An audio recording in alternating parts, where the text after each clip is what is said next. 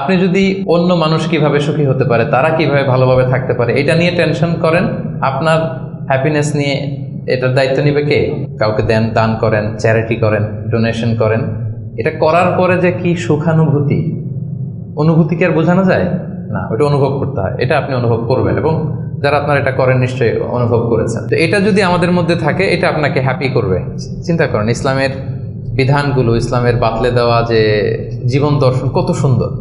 মানে পুরো সমাজের সবাই যেন আমরা হ্যাপি থাকতে পারি, এরকম একটা সিস্টেম, তাই না? অন্যরা হ্যাপি আমি করতে যাচ্ছি, আমি হ্যাপি হয়ে যাচ্ছি। এবং সহিহ মুসলিমের একটা হাদিস এখানে আমি উল্লেখ করতে চাই, লম্বা হাদিস। শেষের অংশটা, টেক্সটটা হচ্ছে এরকম যে আল্লাহু ফি আউনিল আবিদি মা কানাল আবদু ফি আউনি আখি।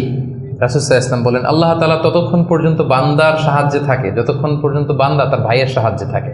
কথাটা বুঝতে পারছেন? আই রিপিট, আল্লাহ তাআলা ততক্ষণ পর্যন্ত কোনো বান্দার সাহায্যে থাকে যতক্ষণ পর্যন্ত এই বান্দা তার ভাইয়ের সাহায্যে থাকে।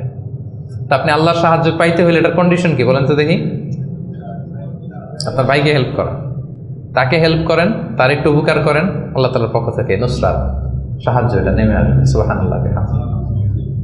তার মানে অন্যের প্রতি ভালো যেটা করেন, এই ভালোটা আপনার দিকে ফিরে আসে। অন্যের প্রতি শুভকামনা, এটা রিটার্ন হয়ে আপনার দিকেই ফিরে আসবে।